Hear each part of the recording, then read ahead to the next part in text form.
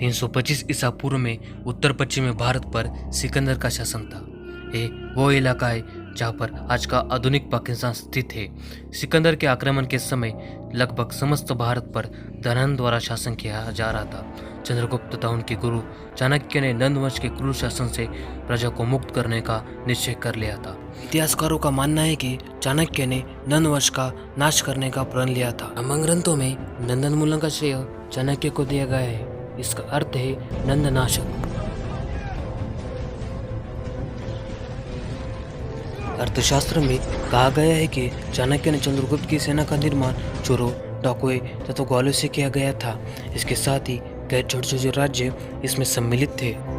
चंद्रगुप्त की सेना में शक, यवन, किरात, कंबोज, पारसिक ये सब आगे मिल चुके थे, परंतु तब भी मगध की सेना चंद्रगुप्त की सेना से कई अधिक बड़ी थी।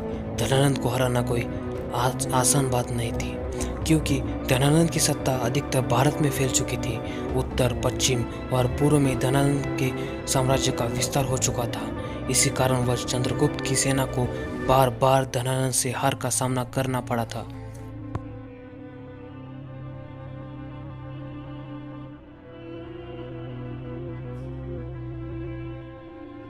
मुद्रा राक्षस से यह ज्ञात होता है कि चंद्रगुप्त ने हिमालय के राजा पर्वतक से संधि कर ली थी, जिसके कारण चंद्रगुप्त की ताकत और भी बढ़ चुकी थी।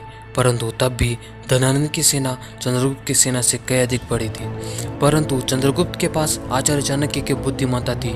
चाणक्य ने मगध में विद्रोह की हवा छेड़ दी थी और इसका उपयोग करके उन्होंने मगध राज्य की सारी गुप्त बातें ज्ञात करना शुरू कर लिया था।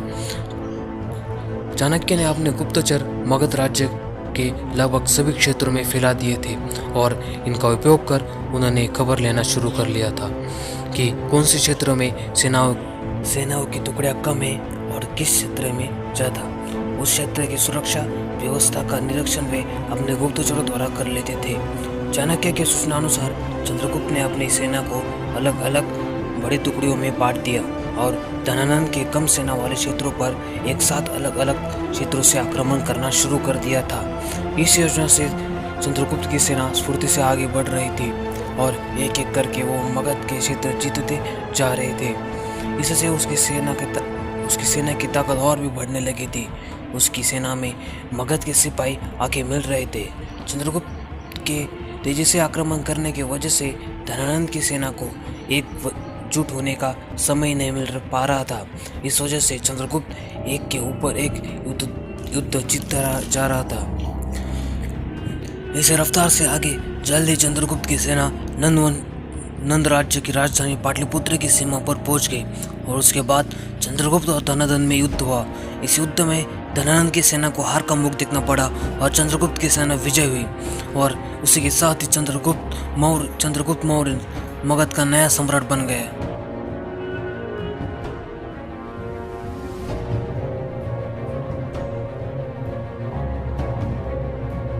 321 BC में चंद्रगुप्त मौर्य ने धनानंद को हराया था और इसके साथ ही उन्होंने मगध राज्य को प्राप्त कर लिया था। इस समय वो मगध के सम्राट बन चुके थे। सम्राट बनने के बाद सम्राट चंद्रगुप्त मौर्य को शुरुआती तौर पे उन्हें कई मुसीबतों का सामना करना पड़ा। अनेकों ने सम्राट चंद्रगुप्त मौर्य को छल से मारने का प्रयास किया, पर चाणक्य उन्हें हर बार बचाते रहे। कहा जाता है कि सम्राट बनने के बाद सम्राट चंद्रगुप्त मौर्य ने अपने प्रजा का प्रेम और विश्वास जीत लिया था। ये बात किसी भी सम्राट या राजा के लिए सबसे महत्वपूर्ण बात है।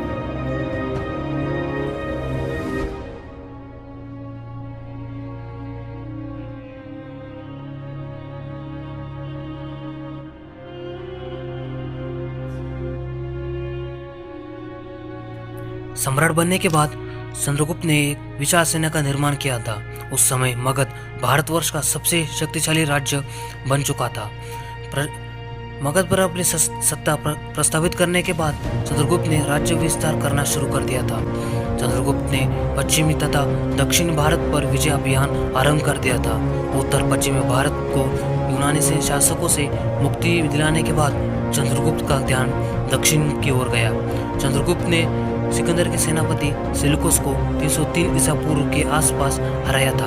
ग्रीक विवरण पे इस विजय का उल्लेख नहीं आता, परंतु कहा जाता है कि इस युद्ध के बाद सेलूकस और चंद्रगुप्त ने एक संधि हुई थी।